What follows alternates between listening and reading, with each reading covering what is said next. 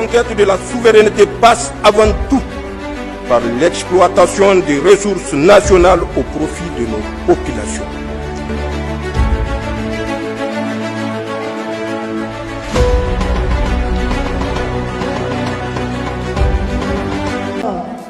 La première session du Conseil consultatif de la refondation s'est tenue ce samedi 28 juin 2025 à la salle de conférence Mahatma Gandhi de Niamey. L'ouverture officielle s'est déroulée à 10h après une mise en place terminée à 9h30 dans la salle Mahatma Gandhi. La convocation avait été prescrite par décret présidentiel signé le 23 juin 2025, rappelant par le général d'armée Abdourahmane Tchani, président de la République, actant la tenue de cette instance stratégique créée par la charte de la refondation. La veille, le vendredi 27 juin, les conseillers ont retiré leur kit de travail à partir de 16h au siège du CCR, place de la concertation, pour préparer leur accès aux documents et badges nécessaires.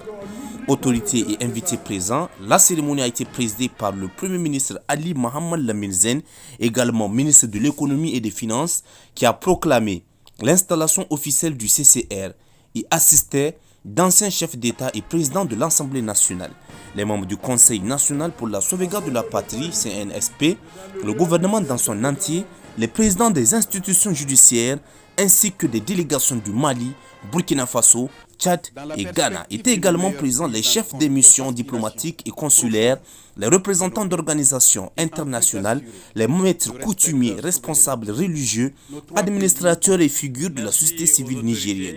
Cette forte mobilisation souligne l'importance accordée à un dialogue inclusif et à la légitimité du processus de transition. Le CCR regroupe près de 190 conseillers issus de toutes les couches socio-professionnelles du Niger, autorités traditionnelles, forces de défense et de sécurité, leaders religieux, diaspora, société civile, universitaires, milieux économiques, anciens ministres et responsables syndicaux. À sa tête se trouve Dr Mahmoudou Harouna Djingarey, chef de canton de Sender, comme président, assisté de 7 vice-présidents et d'un secrétariat de rapporteurs. Les travaux sont structurés selon 7 commissions thématiques: paix et sécurité, gouvernance, développement économique, justice et droits de l'homme, éducation, santé et affaires sociales, et culture et réconciliation. Chacune animée par des experts reconnus, l'atmosphère était solennelle, riche en symboles de cohésion et d'unité nationale. Plusieurs orateurs ont souligné la volonté de faire du CCR un véritable lieu de réflexion et de propositions concrètes pour jeter les bases d'un Niger nouveau, plus résilient et inclusif. Le Premier ministre a insisté sur le caractère souverain et endogène de l'initiative, en rupture avec des modèles externes, tout en réaffirmant l'ancrage du Niger dans la dynamique de la Confédération de l'Alliance des États du Sahel. Après la séance plénière inaugurale, les commissions thématiques entament leurs travaux préparatoires, identification des priorités, collecte de recommandations, élaboration de rapports d'étape. Les propositions issues de ces travaux seront soumises à une seconde session plénière prévue dans les semaines à venir, en vue d'appuyer le Conseil national pour la sauvegarde de la patrie et le gouvernement sur l'orientation des réformes politiques, économiques et sociales. En complément, on notera que la création de l'installation du CCR marque une étape majeure dans la transition impulsée par l'ordonnance du 18 avril 2025 visant à instaurer une gouvernance participative et à renforcer la cohésion sociale à travers la pleine implication des citoyens et de leurs représentants.